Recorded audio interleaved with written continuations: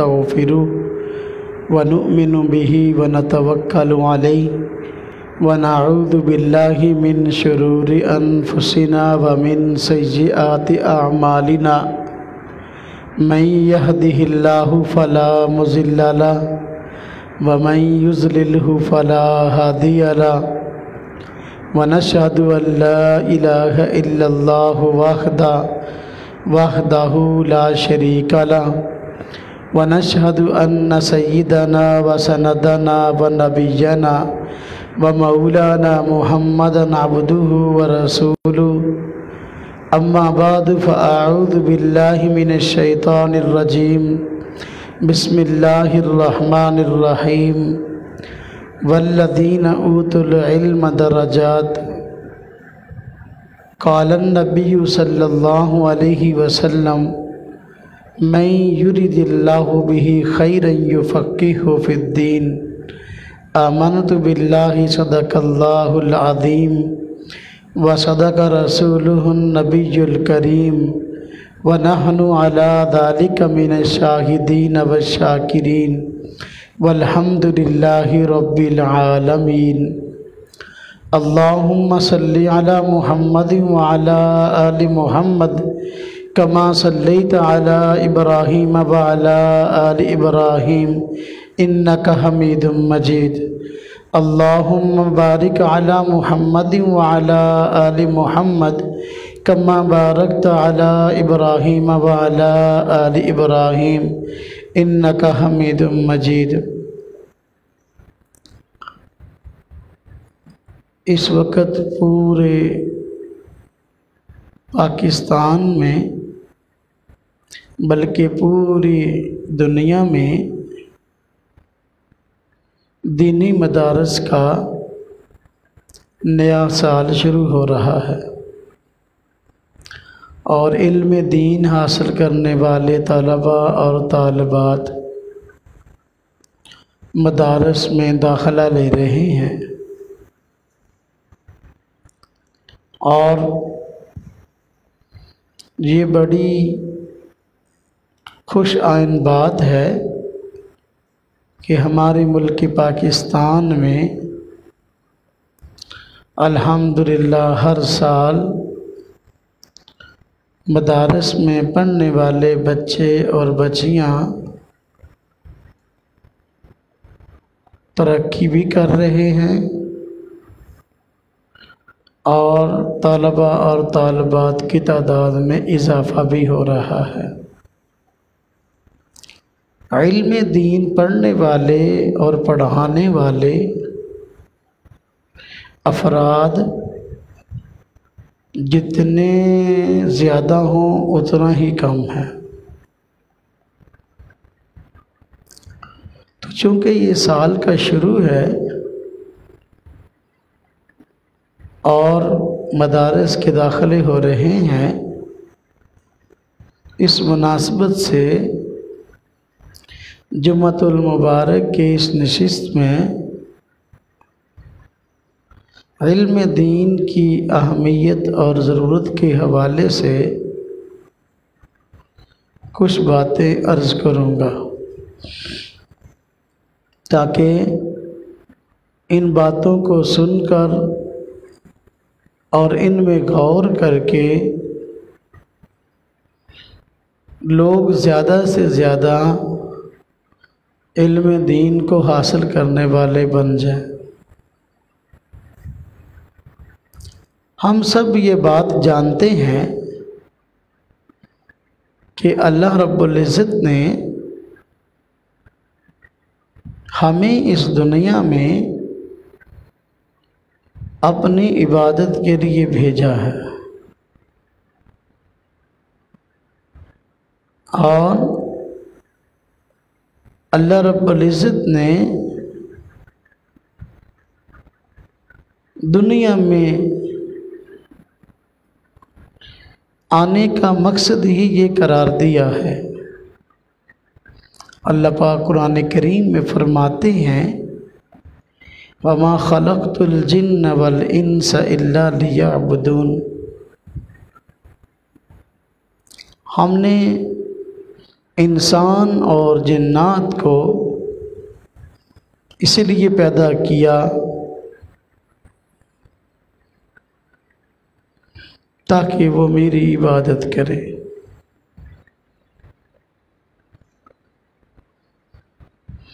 اللہ پاک فرماتے ہیں کہ میں نے انسان اور جن کو عبادت کے لیے پیدا کیا کہ وہ میری عبادت کریں۔ معلوم ہوا انسان کی پیدائش کا مقصد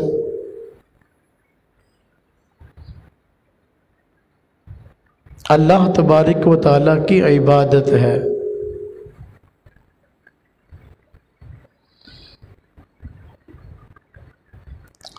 اور عبادت کیسے کی جائے اس کے لیے علم کی ضرورت ہے۔ اور انسان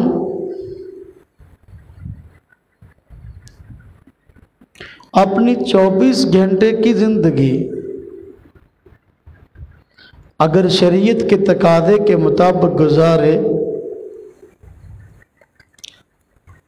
تو اس کے لیے وہ بھی عبادت اور قابل اجر ہے۔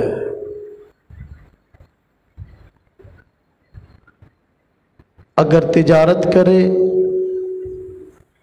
اور شریعت کے تقاضوں کو مد نظر رکھے تو عبادت ہے۔ اگر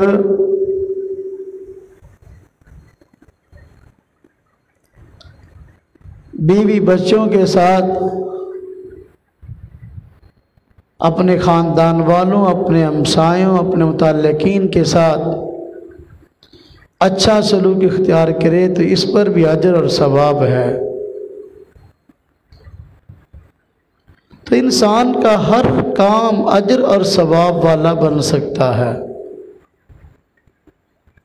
اگر وہ شریعت کے تقاضے کے مطابق کرے۔ کوئی بھی کام دنیا میں سیکھے بغیر نہیں آ سکتا۔ تو یہ دین جس پر عمل کرنے کے لیے ہم سب آئے ہیں اس دنیا میں، اور اللہ رب العزت نے یہ دین ہم کو عطا کیا ہے، تو اس پر عمل اسی وقت ممکن ہے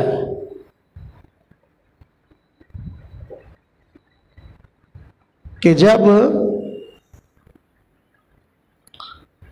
ہم اس علم دین کو حاصل کریں۔ ہر مسلمان کے لیے دین کا اتنا علم حاصل کرنا ضروری ہے کہ جس سے وہ اپنے 24 گھنٹے کے معاملات کو شریعت کے مطابق چلا سکے، اپنی 24 گھنٹے کی زندگی شریعت کے مطابق گزار سکے۔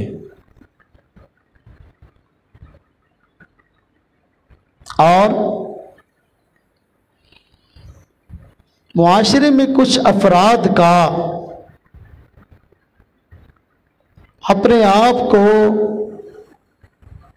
علم دین کے لیے وقف کر دینا ضروری ہے، اور ان کا علم دین میں ماہر ہونا، علم دین کا عالم ہونا، علم دین کی گہری سمجھ کا ہونا ان کے لیے ضروری ہے۔ ہر مسلمان کا عالم بننا تو ضروری نہیں ہے، لیکن کچھ لوگوں کا عالم دین ہونا ضروری ہے کہ پورے کے پورے دین کو سمجھ کر حاصل کر کے لوگوں کو بتانے والے بن جائیں، اور دوسرے لوگ ان سے سیکھ کر دین پر عمل کرنے والے بن جائیں۔ تو عام آدمی کے لیے اتنا علم دین کو سیکھنا ضروری ہے کہ جس سے وہ اپنے 24 گھنٹے کی زندگی شریعت کے مطابق گزار سکے۔ ہاں، معاشرے کے کچھ افراد کا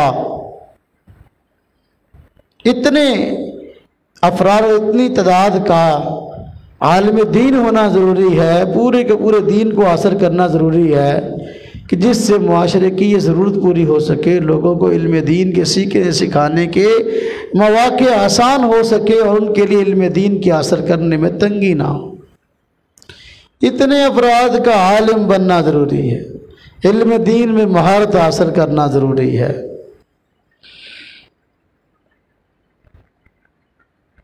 تو ایک علم دین کا حاصل کرنا فرض عین ہوا، اور علم دین کے ایک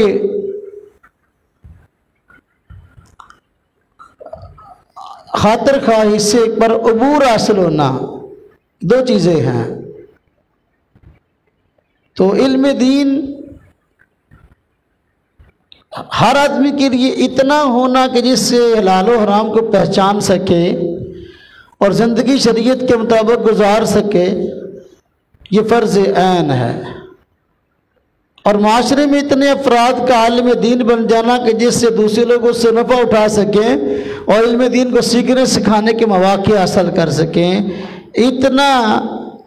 اتنے لوگوں کا عالم بننا یہ فرض کفایہ ہے۔ اللہ رب العزت نے علم دین کے حاصل کرنے کے لیے ہمیں مراکز عطا فرمائے جن کا نام مدارس ہے۔ یہ اللہ رب العزت کا بڑا کرم اور بڑا احسان ہے۔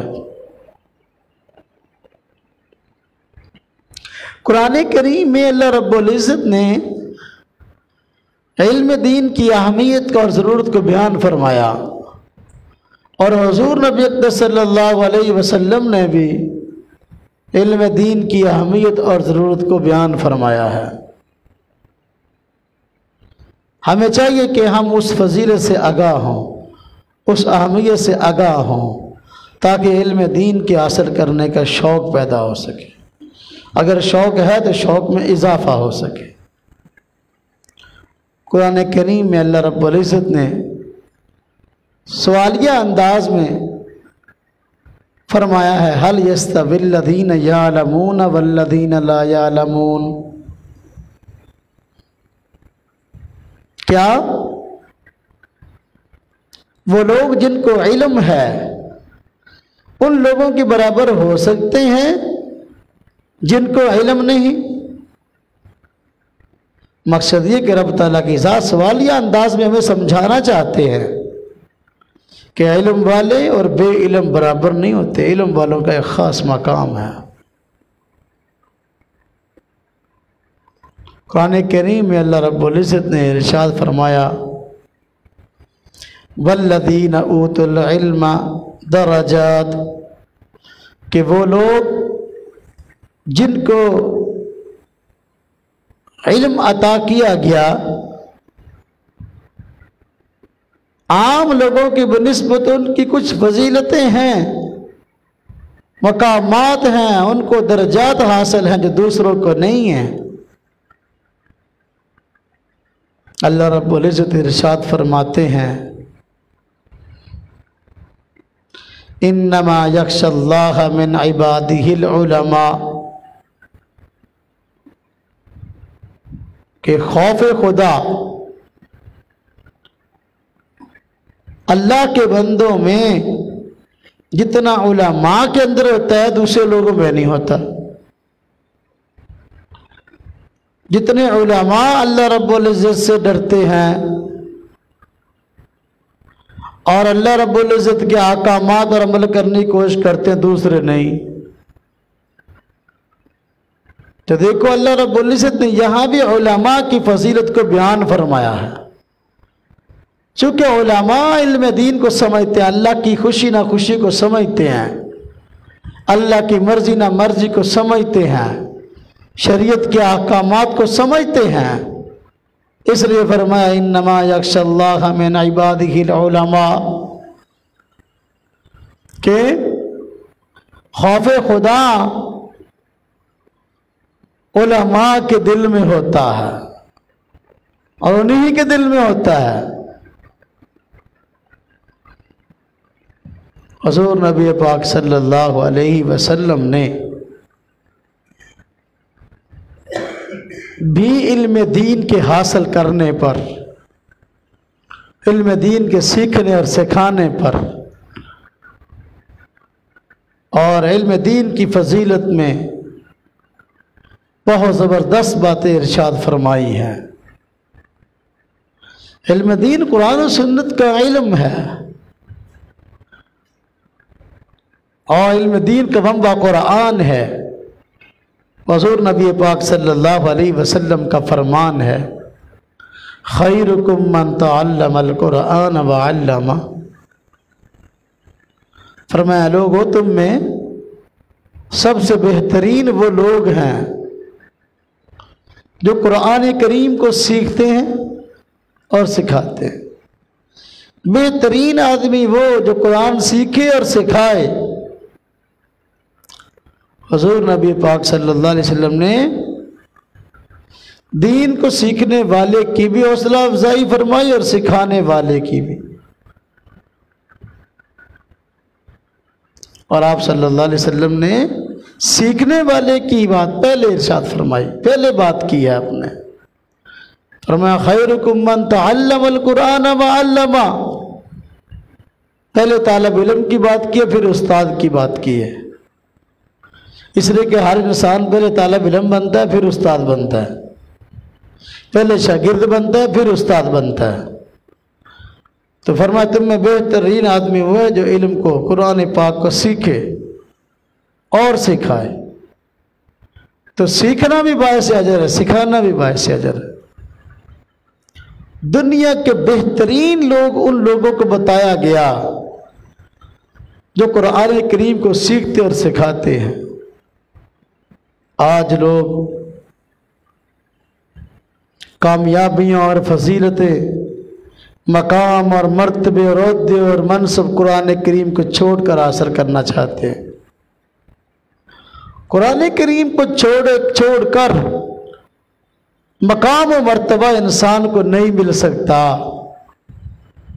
ہاں جو قرآن سے جڑے گا اس کو مقام و مرتبہ نصیب ہوگا۔ تو دنیا کے افضل ترین لوگ وہ بتائے گئے جو قرآن کریم کو سیکھتے اور سکھاتے ہیں۔ آج قرآن کریم کو سیکھنے اور سکھانے والے لوگ بس اوقات ذہنی طور پر ڈپریشن کا شکار ہوتے ہیں، اور کوئی آدمی پوچھے آپ کیا کرتے ہیں تو بس اوقات پریشان ہو کر، شرمندہ سے ہو کر کہتے ہیں ابھی میں مدرسے میں پڑھتا ہوں، قرآن کریم حفظ کر رہا ہوں، جی قرآن پڑھتا ہوں۔ استاد سے پوچھے جی قرآن پڑھاتا ہوں۔ تو اس پہ بسا اوقات بتانے والے کو خوشی نہیں ہوتی، حالانکہ اس پہ بہت زیادہ خوشی ہونی چاہیے، اس لیے کہ یہ بہت افضل کام ہے۔ اس سے اچھا مقام اور مرتبہ کسی کا ہے ہی نہیں قرآن سیکھنے اور سکھانے والے سے۔ تو انسان کو چاہیے سینہ تان کے بتائے کہ جی میں قرآن کریم کو سیکھتا ہوں، قرآن پاک کو حفظ کر رہا ہوں، میں قرآن کریم کو سکھاتا ہوں، قرآن کریم حفظ کراتا ہوں، قرآن پڑھاتا ہوں۔ یہ کوئی معمولی بات نہیں ہے۔ تو حضور نبی پاک صلی اللہ علیہ وسلم نے قرآن کریم کے علم دین کے سیکھنے اور سکھانے کی حوصلہ افزائی فرمائی۔ اور قرآن حدیث اور سنت یہی تو چیزیں ہیں جو علم دین ہیں۔ آپ صلی اللہ علیہ وسلم کے مبارک فرمان، ہاں جی، ان کو یاد کرنے، محفوظ کرنے، آگے پھیلانے کی بھی فضیلت آپ نے بیان فرمائی ہے۔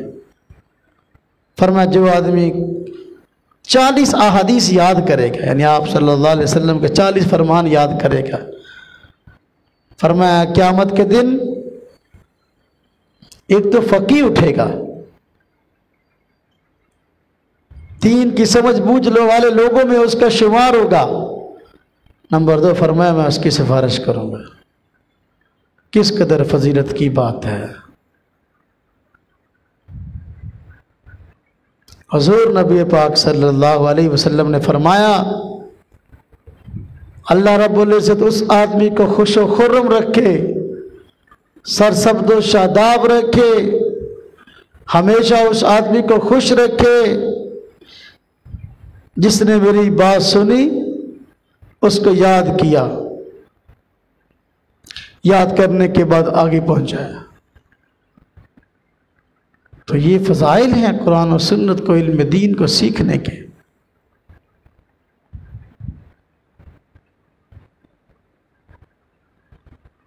ایک مرتبہ مسجد نبوی کے اندر حلقے لگے ہوئے تھے، ایک حلقہ ذکر اذکار والوں کا تھا اور ایک حلقہ علم دین کو سیکھنے اور سکھانے والوں کا تھا۔ حضور نبی پاک صلی اللہ علیہ وسلم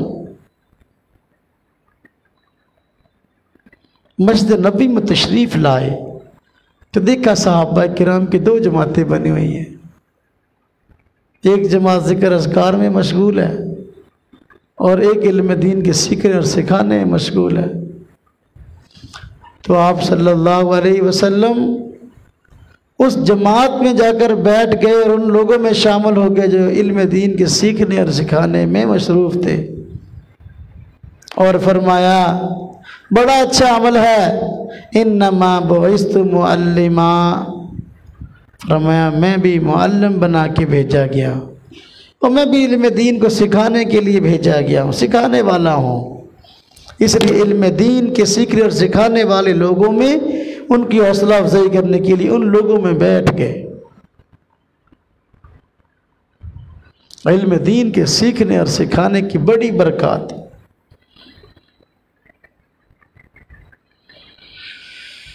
جو آدمی علم دین کو سیکھتا اور سکھاتا ہے اس کو یہ نسبت ہر حال میں فائدہ دیتی ہے۔ قرآن کریم میں اللہ رب العزت نے حضور نبی پاک صلی اللہ علیہ وسلم کے جو اہم کام بیان کیے، دنیا میں آنے کا جو مقصد بیان کیا کہ ہم نے حضور نبی پاک صلی اللہ علیہ وسلم حضور نبی پاک صلی اللہ علیہ وسلم کو دنیا میں بھیجا گیا، دنیا میں بھیجنے کا، آپ کو رسول بنا کے بھیجنے کا جو مقصد تھا اس کو بیان فرمایا۔ فرمایا هو الذي بعث في الأميين رسولا منهم يتلو عليهم آياته ويزكيهم ويعلمهم الكتاب والحکمہ۔ فرمایا وہ اللہ وہ ذات ہے جس نے ان امی لوگوں میں حضور نبی پاک صلی اللہ علیہ وسلم کی ذات اقدس کو رسول بنا کے بھیجا۔ یتلو علیہم آیاتی، ان کو قرآن پڑھ کے سناتے ہیں۔ قرآن پڑھ کے سنانا مبارک عمل ہے، اور حضور نبی پاک صلی اللہ علیہ وسلم کی سنت ہے قرآن پاک کی تلاوت کرنا۔ وَيُزَكِّيهِمْ، ان کا تزکیہ کرتے ہیں، یعنی بری خصلتیں ان کے دلوں سے نکال کر اچھی خصلتیں، اچھی عادات کا داعیہ پیدا کرتے ہیں۔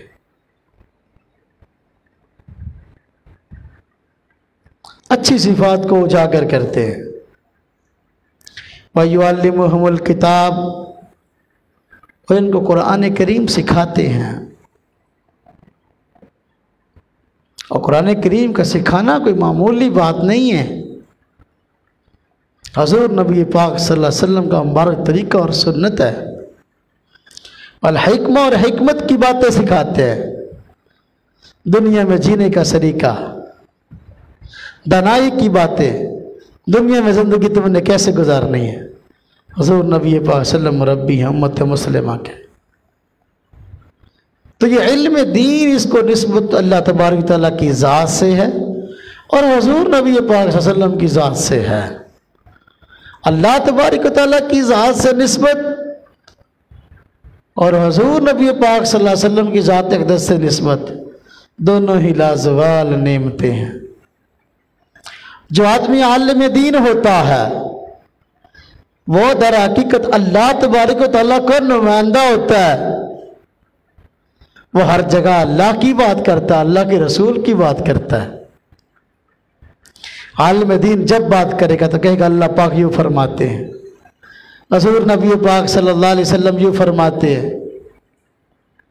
تو اللہ تبارک و تعالیٰ کی بات کرتا ہے اور رسول صلی اللہ علیہ وسلم کی بات کرتا ہے، اس لیے عالم دین اللہ کے رسول کا نمائندہ ہے۔ کتنے بڑے اعزاز کی بات ہے کہ علم دین کو سیکھنے سکھانے کے بعد انسان جب اللہ کے دین کی بات کرتا ہے تو اللہ کا نمائندہ بن جاتا ہے۔ کس قدر فضیلت ہے علم دین کے سیکھنے کی کہ جو آدمی مدرسے میں علم دین سیکھنے کے لیے آ گیا وہ اللہ کا نمائندہ بننے کے لیے آ گیا۔ بہت بڑے اجر کی بات ہے۔ آج لوگ دنیا کے علوم کو پڑھنا کمال سمجھتے ہیں، علم دین کو حاصل کرنا عیب اور وقت کا ضیاع سمجھتے ہیں۔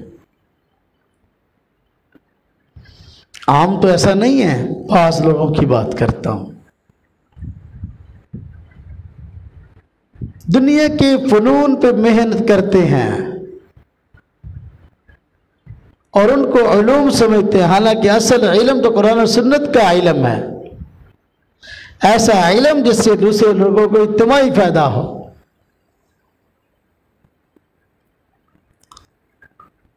تو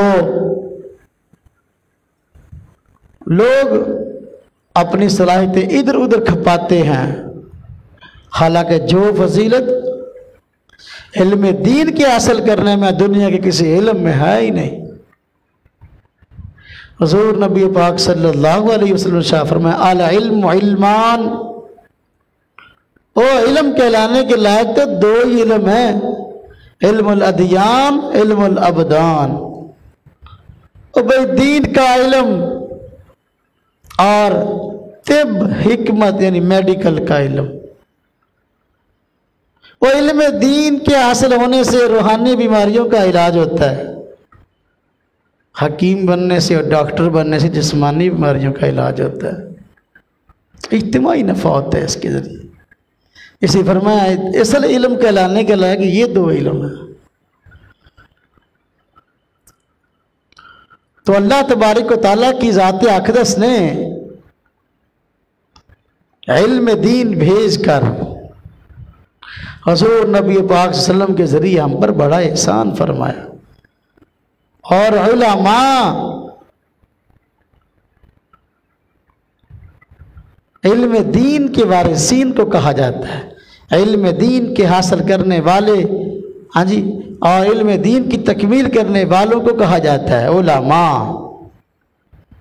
اور کسی علم کے حاصل کرنے والے کو عالم نہیں کہتے۔ محاورے میں ہمارے معاشرے میں عالم کہتے ہی اس کو جس نے علم دین سیکھا ہے، معلوم ہوا علم دین اصل علم کا نام ہے۔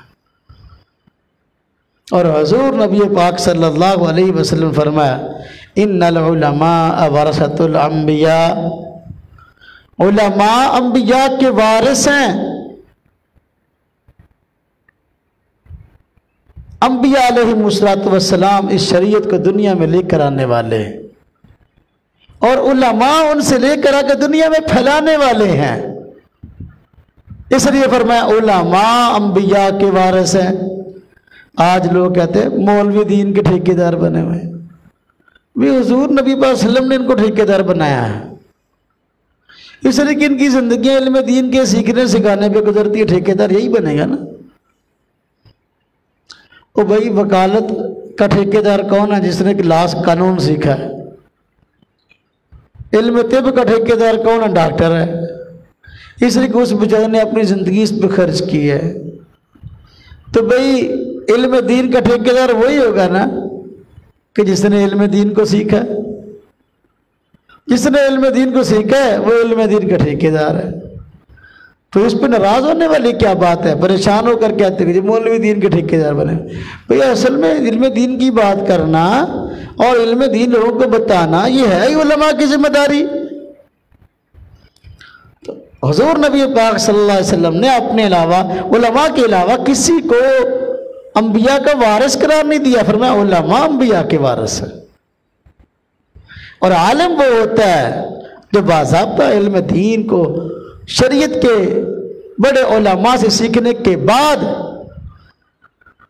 آگے جو ہے پھر علم دین کو پھیلانے کی بات کرتا ہے۔ عالم وہ ہوتا ہے جو پہلے علم دین شریعت کے ماہروں سے سیکھتا ہے، بڑے علماء سے سیکھتا ہے، پھر سکھاتا ہے۔ اور کسی کو بھی انبیاء کا وارث نہیں قرار دیا گیا، دنیا کے کسی شعبے والے کو بھی۔ اور علم دین یہ وہ علم ہے کہ جو ہر لحاظ سے انسان کو عزت بخشتا ہے، اس کے ساتھ نسبت ہر حال میں فائدہ دیتی ہے۔ اب دیکھو، جو آدمی قرآن کریم کو حفظ کر لیتا ہے اس کو حافظ قرآن کہتے ہیں، عزت ہے۔ اور حضور نبی پاک صلی اللہ علیہ وسلم نے یہ بیان فرمائی نا، قیامت کے دن حافظ قرآن اپنے خاندان کے 10 ایسے افراد کی سفارش کرے گا کہ اپنی بدعمالیوں کی وجہ سے جن پر دوزخ واجب ہو چکی ہوگی۔ تو دیکھو، علم دین اس کے ساتھ نسبت ہر حال میں فائدہ دیتی ہے۔ تو جو قرآن کریم کو حفظ کرتا ہے حافظ قرآن بن جاتا ہے، تجوید کے ساتھ سیکھتا ہے، تجوید کی قواعد میں قرآن کریم کو صحیح مخارج کے ساتھ پڑھنا کیسے ہے، بہتر سے بہتر لہجے اور بہتر سے بہتر انداز میں، وہ قاری قرآن بن جاتا ہے۔ لوگ اس کو قاری صاحب کہتے ہیں۔ ہاں جی، اس علم دین کے معانی پر جو عبور حاصل کر لیتا ہے اور علم دین کو تماکو سیکھ لیتا ہے، اس کو عالم دین کہتے ہیں۔ یہ سارے کے سارے القاب عزت والے ہیں۔ علم دین خود عزت والی چیز ہے، جو اس کو سیکھتا ہے اللہ پاک اس کو عزت عطا کرتا ہے۔ جو قرآن کریم کے معنی پر عبور حاصل کرتا ہے اس کو مفسر قرآن کہا جاتا ہے، اور جو علم حدیث کے سیکھنے سکھانے میں مشغول ہے اس کو محدث کہا جاتا ہے۔ علم حدیث کو سیکھا کما کو پھر آگے لوگوں کے سامنے حدیث بیان کر رہا سکھا رہا ہے، یہ اس کا مشغلہ ہے، محدث ہے۔ قرآن سنت پر عبور حاصل ہوا اور قرآن و سنت کے اصولوں سے مسائل نکالنے کی اہلیت پیدا ہو گئی، اس کو فقیہ کہا جاتا ہے کہ یہ فقیہ اسلام ہے، اسلام کا فقیہ ہے۔ تو علم دین عزت سکھاتا ہے، جس کو حاصل ہو جاتا ہے اللہ پاک اس کو عزت عطا کر دیتے ہیں۔ علم دین پر جو آدمی عمل کرتا ہے، ہاں جی، جیسے عمل کرنا چاہیے اس کو کہتے ہیں یہ باعمل آدمی ہے۔ ہاں جی، اس کو کہتے ہیں ولی ہے، جی اللہ کا ولی ہے، کہ ماشاءاللہ یہ دین پر صحیح طریقے سے عمل کرتا ہے، صالح آدمی ہے۔ تو علم دین ہر حال میں نفع دیتا ہے، اس کے ساتھ نسبت کسی صورت میں نقصان دہ نہیں ہے۔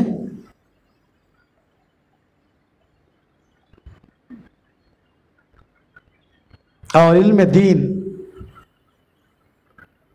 اللہ رب العزت جس کے ساتھ بہت بھلائی کا ارادہ فرمائے اس کو علم دین کے حاصل کرنے کے لیے چنتے ہیں، منتخب کرتے ہیں۔ میں نے پہلے بات کی، عالم دین اللہ پاک کا نمائندہ ہوتا ہے۔ ہر آدمی اپنا نمائندہ ہر آدمی کو تھوڑی منتخب کرتا ہے۔ اگر کئی افراد ہو تو ان میں خاص آدمی کو جس میں خاص صفات دیکھتا ہے اس کو اپنا نمائندہ منتخب کرتا ہے۔ اللہ تبارک و تعالیٰ بھی جس کے ساتھ بہت زیادہ بھلائی کا ارادہ فرمائیں اس کو علم دین کی سمجھ عطا فرماتے ہیں، اس کو اپنا نمائندہ منتخب کرتے ہیں۔ حضور نبی پاک صلی اللہ علیہ وسلم شاہ فرمایا، من یرید اللہ بہ خیرا یفقہہ فی الدین، کہ اللہ رب العزت جس کو بہت زیادہ بھلائی عطا فرمائے، بھلائی کا ارادہ فرمائے، تو اس کو دین کی صحیح سمجھ، گہری سمجھ عطا کرتے ہیں۔ اور ظاہر بات ہے دین کی گہری سمجھ علماء کو ہی حاصل ہوتی ہے۔ اگر کوئی آدمی کہ علماء کو تو مسائل کا پتہ نہیں اور ہمیں پتہ ہے، آج کل یہ مرض پیدا ہو گیا ہے کہ لوگ کہتے ہیں مولویوں نو کی پتہ دین کی ہوندا، سانوں صحیح پتہ کی ہوندا۔ سبحان اللہ۔ علم دین علماء کے ساتھ حضور نبی پاک صلی اللہ علیہ وسلم نے ارشاد فرمایا، قیامت کی نشانیاں بیان کرتے ہوئے فرمایا قیامت کے قریب علم دین دنیا سے اٹھ جائے گا۔ اور کیسے اٹھے گا؟ فرمایا اللہ پاک دنیا سے علماء کو اٹھا لیں گے۔ علم دین کو ویسے نہیں کھینچ لیں گے لوگوں سے، فرمایا کہ اللہ پاک دنیا سے علماء کو اٹھا لیں گے۔ پھر فرمایا کہ دنیا میں جاہل لوگ رہ جائیں گے، وہ لوگ جاہل لوگوں کو اپنا پیشوا بنا لیں گے اور ان سے دین کے مسائل پوچھیں گے، اور وہ بغیر علم کے لوگوں کو فتویٰ دیں گے، لوگ بغیر علم کے لوگوں کو مسائل بتائیں گے۔ فرمایا خود بھی گمراہ ہوں گے، دوسروں کو بھی گمراہ کریں گے۔ علماء کا ہونا ایک بہت بڑی نعمت ہے۔ معاشرے کے اندر جتنے علماء زیادہ ہوں گے اتنے علم کے حاصل کرنے کے مواقع زیادہ ہوں گے۔ پہلے ایسا ہوتا تھا ہمارے معاشرے میں، ہندوستان میں ہمارے یہاں مدارس پہلے بڑے تھوڑے ہوتے تھے، کئی دیہاتوں میں ایک حافظ قرآن ملتا تھا۔ بس اوقات رمضان کے مہینے میں تراویحاں پڑھنی ہوتی تو پھر بڑی مشکل سے کئی گاؤں پھر کے ایک حافظ تلاش کیا جاتا۔ اللہ رب العزت نے بڑا کرم، بڑا احسان فرمایا کہ دینی مدارس عام ہو گئے، جس کی وجہ سے علم دین کا حاصل کرنا اور علماء کا مل جانا آسان ہو گیا۔ تو علم دین کا فہم بہت بڑی نعمت ہے۔ اللہ رب العزت جس کو بہت زیادہ نوازنا چاہتے ہیں اللہ پاک اس کو دین کی سمجھ عطا فرماتے ہیں۔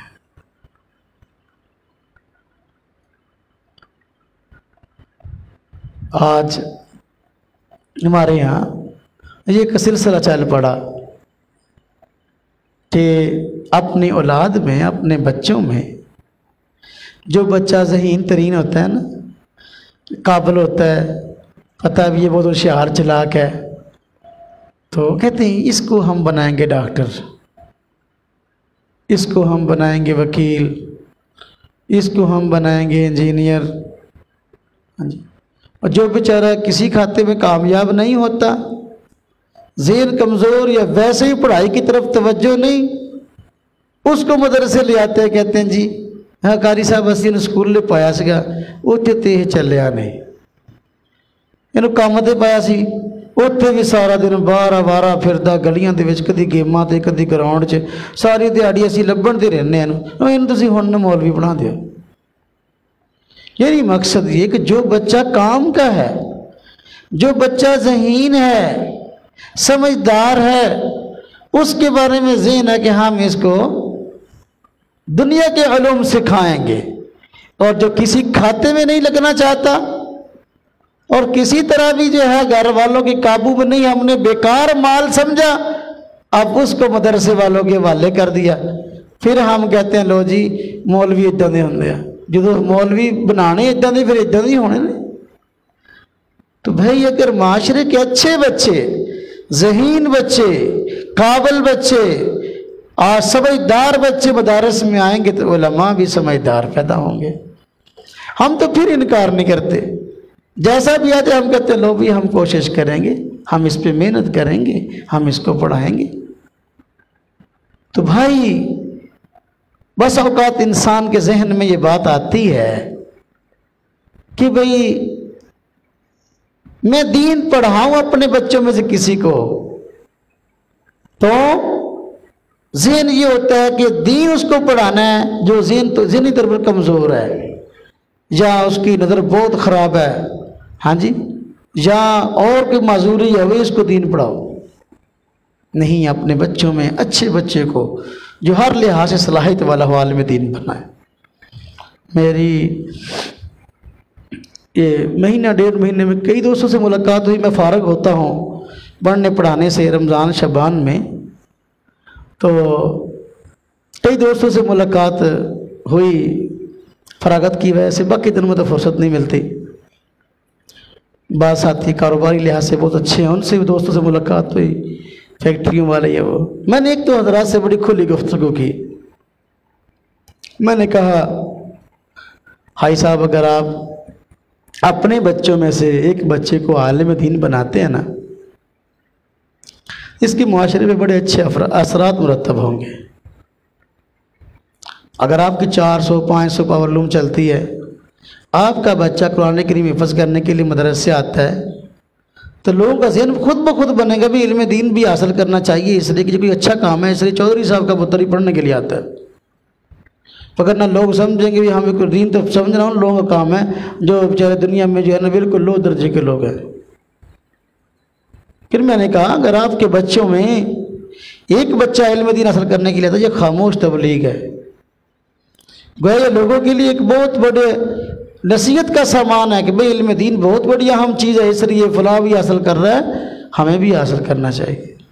پھر میں نے کہا اگر آپ کی پاور لوم 500 پاور لوم چلتی ہے تو آپ کا بچہ علم دین سیکھتا ہے، تو آپ کی 500 پاور لوم میں جو ورکر کام کرتا ہے نا، اس کے ذہن میں خود بخود علم دین کی اہمیت آئے گی، اور وہ کہے گا دیکھو ہمارے مالک کا بیٹا دین پڑھتا ہے، اس لیے ہم بھی اپنے بچوں کو دین پڑھائیں۔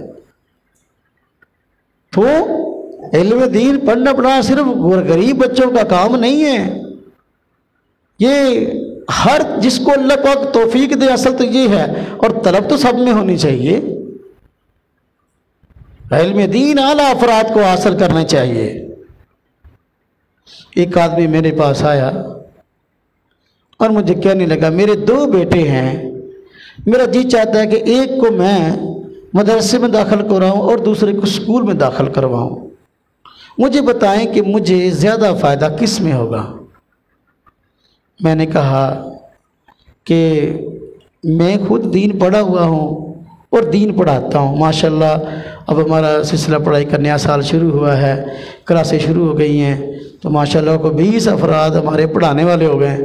تو میں نے کہا میں ہر وقت یہ پڑھاتا ہوں، ظاہر بات میں تو اسی کی بات کروں گا، اس سے ہٹ کے چلو میں یہ کام نہ بھی کرتا ہوں، پھر میں اسی کی بات کرتا۔ وجہ میں نے کہا، آپ نے کہا میرے 2 بیٹے ہیں، میں جس کو دین پڑھاؤں مجھے نفع زیادہ اس سے ہوگا یا اس سے ہوگا۔ میں نے کہا ایک یہ سوال ہے، ایک سوال میں آپ کو بتاتا ہوں، آپ کہیں میرے 2 بیٹے ہیں، میں ایک کو دین سکھانا چاہتا ہوں، دوسرے کو اسکول پڑھانا چاہتا ہوں، مجھے ارجنٹ نفع کس سے ہوگا؟ ایک ہے مجھے بعد میں نفع کس سے ہوگا، ایک ہے مجھے ارجنٹ نفع کس سے ہوگا۔ میں نے کہا اس سوال کو بھی ساتھ میں لا لیں، تو جس بچے کو آپ دین پڑھائیں گے مستقبل میں بھی نفع آپ کو زیادہ اس سے ہوگا اور ارجنٹ نفع بھی اس سے ہوگا۔ میں نے کہا میں اس کی وجہ بتاتا ہوں، بصیرت سے، سمجھداری سے، اور یہ بات آپ کی سمجھ میں بھی آئے گی۔ ایک بچے کو آج آپ اسکول چھوڑ کے آتے ہیں، وہ پلے گروپ میں داخل ہوتا ہے، آج کل یہی سسٹم ہے، پلے گروپ ہے، پھر پریپ ہے، پھر نرسری ہے، پھر اول ہے، اس طرح کلاسیں چلتی ہیں بچوں کی۔ میں نے کہا پلے گروپ میں بچہ آیا، آج دوسرے بچے کو اب ہمارے پاس چھوڑ گئے، اس کو آج قاری صاحب نے شروع کرایا بسم اللہ الرحمن الرحیم، الف با تا سا، اس کو قاری صاحب نے یہ شروع کرایا، اس نے شروع کی اے بی سی۔ اب توجہ کرنا، ارجنٹ نفع کس کا ہونا شروع ہوا ہے؟ جس بچے کو قاری صاحب نے آج شروع کروایا الف با تا سا، اس کا منافع، اس کا ثواب آپ کو آج سے ملنا شروع ہو گیا، اس لیے کہ حضور نبی پاک صلی اللہ علیہ وسلم کا فرمان ہے کہ جو آدمی قرآن و سنت کو پڑھتا ہے ہر حرف کے بدلے 10 نیکیاں ملتی ہیں۔ اب وہ بچہ قرآن سیکھنے کے لیے آ گیا، جب قاری صاحب نے اس کو کہا پڑھو الف، تو 10 نیکیاں اس کو مل گئی، کہا با 20 نیکیاں اس کو مل گئی، کہا تا 30 نیکیاں مل گئی، سا 40 नेकियां मिल गई। अब वो बच्चा सारा दिन बेटा अली बा ता सा ही करता रहता है ना जी, जितनी मरतबा करता रहेगा उतनी 10-10 नेकियां उसको मिलती रहेंगी। पहले दिन आज आया है और पहले दिन ही उसके खाते में सुबह से शाम तक अगर मदरसे में पढ़ेगा तो उसके खाते में लाखों नेकियां आ जाएंगी, इसलिए कि बच्चे सुबह से इशा तक पढ़ते हैं और ये नेकियां दुनिया की किसी तालीम के अंदर इसका तसव्वुर भी नहीं है। फिर मैंने अर्ज किया देखो ये अर्जेंट नफ़ा है।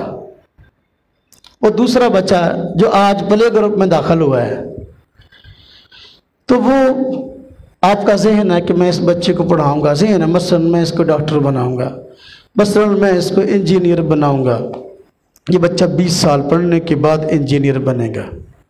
आपसे पूछो भी आप अपने बच्चे को इंजीनियर क्यों बनाना चाहते हो या अपने बच्चे को डॉक्टर क्यों बनाना चाहते हो, तो जवाब देने वाला यही जवाब देगा कि मैं चाहता हूँ कि अच्छी नौकरी मिल जाए, अच्छी जगह रिश्ता हो जाए, शादी अच्छी जगह हो जाए, नौकरी अच्छी जगह मिल जाए।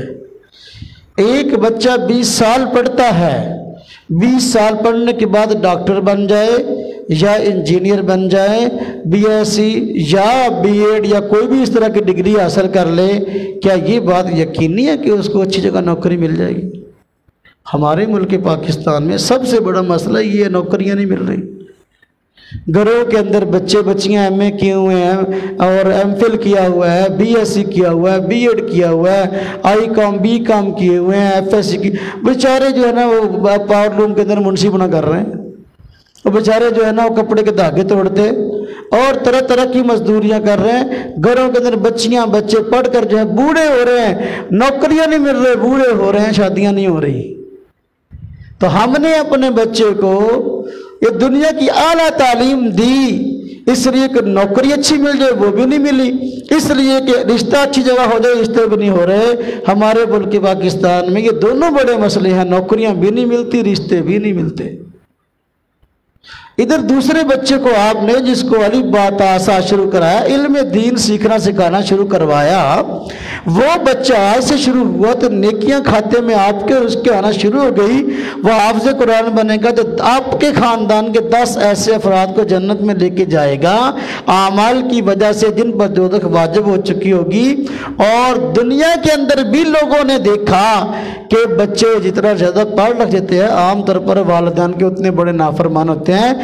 इल्म दीन का पढ़ा हुआ अपने वालिदैन के अखलाक और आदाब से आमतौर पर वाकिफ़ होता है, अपने वालिदैन की खिदमत भी करता है और वालिदैन की दुआएं हासिल करता है। और दूसरी तरफ वालिदैन एमए बीए करवा लेते हैं, लेकिन एक गली के अंदर घर में एक घर के कोने के अंदर बाहर गेट के पास उनकी चारपाई पड़ी होती है, वो अपनी आखिरी जिंदगी सिसक सिसक कर वहां गुजारते हैं। कोई पानी का गिलास मांगने पर उनको देने को तैयार नहीं होता। वो बच्चे जिनको 20-20 साल तक हमने पढ़ाया है पानी का गिलास देने को तैयार नहीं होते। ये वहां की तरबियत का मामला है। इल्म दीन पढ़ा हुआ अपने वालिदैन की खिदमत भी करता है। और मैंने ऐसा नहीं देखा, अल्हम्दुलिल्लाह कि इल्म दीन एक आदमी ने बाज़ाब्ता पढ़ा और मेहनत से पढ़ा हो, दुनिया में बेकार फिर रहा हो और दुनिया में बेरोजगार हो, दुनिया में भूखा फिर रहा हो और भूख के हाथों परेशान हो, और या ऐसा इल्म दीन बाज़ाब्ता पढ़ा हुआ हो और उसकी शादी ना हो रही हो। मैंने ऐसा कोई नहीं देखा आदमी, न मैं किसी को जानता हूँ ऐसा। हालांकि हर साल हज़ारों की तादाद में उलमा फारग होते हैं, लेकिन ये कि उसका रिश्ता ना हो रहा हो और वो फारग फिर रहा हो ऐसा है नहीं। हाँ जी किसी ने वैसे टोकनों की डिक्की लाई का अलग मसला है। बाज़ाब्ता इल्म दीन पढ़ा हो उसने और किसी मोतबर दीनी इदारे से उसने फरागत हासिल की हो, इलाके वाले उसको फारग रहने नहीं देते, किसी न किसी अपने दीनी खिदमत के अंदर लगा हुआ होता है। तो इल्म दीन के हासिल करने का नफ़ा ही नफ़ा है। अपनी औलाद को इल्म दीन सिखाएं और इल्म दीन इंशाअल्लाह दुनिया में भी नफ़ा देगा, आखिरत में भी नफ़ा देगा। और आखिरी बात अर्ज़ करता हूँ, अगर बाप नेक हो, बाप की नेकी का असर अगली नस्लों तक मुंतकिल होता है। अगर एक बाप बड़ा आलिम दीन है, अगली नस्लों तक उसका नेकी का असर जाएगा। آپ ولی ہے، نیکی کا اثر اگلی نسلوں تک جائے گا، یہ اگلی نسلوں تک منتقل ہوتا ہے۔ قرآن کریم میں اس کی دلیل موجود ہے۔ سورہ کہف کے اندر واقعہ موجود ہے، آپ لوگوں نے واقعہ علماء سے سنا ہوا ہے کہ حضرت خضر علیہ السلام اور حضرت موسیٰ علیہ السلام، سورہ کہف میں واقعہ ہے نا جی، 15ویں اور 16ویں پارے میں حضرت خضر اور حضرت موسیٰ علیہ السلام دونوں کی آپس میں ملاقات ہوئی۔ اللہ رب العزت نے حضرت موسیٰ علیہ السلام کو حضرت خضر کے پاس بھیجا۔ حضرت خضر علیہ السلام نے 3 ایسے کام کیے جن پہ موسیٰ علیہ السلام کو پریشانی ہوئی۔ تو ایک کام ان میں سے یہ تھا کہ ایک دیوار تھی، وہ گرنا چاہتی تھی، تو اس دیوار کو سیدھا کر دیا، تو یعنی درست کر دیا، اس کی کچھ مرمت کر دی، وہ ٹھیک ہو گئی، گرنے سے بچ گئی۔ تو حضرت موسیٰ علیہ السلام نے حضرت خضر علیہ السلام سے فرمایا ہم بھوکے ہیں اور یہاں کھانے کا انتظام بھی نہ ہو سکا، جن لوگوں کی ہم نے یہ مزدوری کی ہے ان کو کہہ دیتے لئن شئت لاتخذت علیہ اجرا، اگر چاہتے تو کچھ ہم ان سے مزدوری لے لیتے۔ فرمایا ایسا نہیں کرنا۔ اس کی وجہ بیان کی، کیوں یہ کام کیا؟ فرمایا یہ دیوار ہے نا، اس دیوار کے نیچے خزانہ تھا 2 بچوں کا، والد ان کا فوت ہو چکا تھا، اگر یہ دیوار گر جاتی، دیوار کے نیچے خزانہ ظاہر ہو جاتا اور لوگ خزانے کو لے کے اڑ جاتے، حالانکہ یہ 2 یتیم بچوں کا تھا۔ وجہ بیان فرمائی آگے، فرمایا وَكَانَ أَبُوهُمَا صَالِحًا، ان بچوں کا باپ نیک تھا۔ ان کے ساتھ یہ نیکی کیوں کی کہ دیوار گرنا چاہتی تھی، اس کو مرمت کر دیا تاکہ خزانہ محفوظ ہو جائے، خزانہ لوگوں کو پتہ نہ چلے، بچے بڑے ہوں تو خود اس خزانے کو حاصل کرے۔ تو وجہ بیان فرمائی وَكَانَ أَبُوهُمَا صَالِحًا، ان بچوں کا باپ نیک تھا۔ اب باپ نیک تھا، باپ کی نیکی کا اثر اگلی نسل کو پہنچا، فائدہ اگلی نسل کو بھی ہوا کہ اللہ رب العزت کی طرف سے وقت کے 2 پیغمبروں کو حکم دیا، حضرت خضر علیہ السلام کو، حضرت موسیٰ علیہ السلام کو، جاؤ جا کے اس دیوار کو جو گرنا چاہتی ہے جا کے مرمت کرو تاکہ دیوار گر نہ جائے اور نیچے جو ان 2 یتیموں کا مال ہے یہ کہیں لوگوں کو نظر نہ آ جائے اور وہ مال ضائع نہ ہو جائے۔ تو میرے بھائیو، علم دین ہر حال میں انسان کو نفع دیتا ہے، اس کا دنیا میں کسی قسم کا کوئی نقصان نہیں ہے۔ دنیا میں انسان کو ہر کام کا کوئی نہ کوئی نقصان ہو سکتا ہے، اس بندے کو گھاٹا پہ سکتا، لیکن علم دین کے سیکھنے اور سکھانے میں دنیا میں انسان کو کوئی نقصان ہو ہی نہیں سکتا۔ اس لیے یہ مدارس کے داخلوں کا یہ سال ہے، یعنی یہ دن ہے، یہ مدرسوں کا سال ان دنوں میں شروع ہوتا ہے اور یہ پڑھائی کا آغاز ہے۔ چھوٹی عید کے بعد داخلے ہوتے ہیں اور پڑھائی ہوتی ہے۔ پورے پاکستان میں مدارس کے داخلے کھلے ہیں اور اس میں بچے قرآن کریم حفظ والے، عالم دین والے بچیاں ان کے داخلے ہو رہے ہیں۔ الحمدللہ ہمارے ہاں بھی مدرسے کا داخلہ کھلا ہے اور آپ حضرات اس میں بچوں اور بچیوں کو جو ہے وہ اپنے ذوق کے ساتھ داخل کروائیں۔ انشاءاللہ تعالی اللہ رب العزت اس کا دنیا میں بھی اجر عطا فرمائیں گے اور آخرت میں بھی اجر عطا فرمائیں گے۔ وآخر دعوانا ان الحمدللہ رب العالمین۔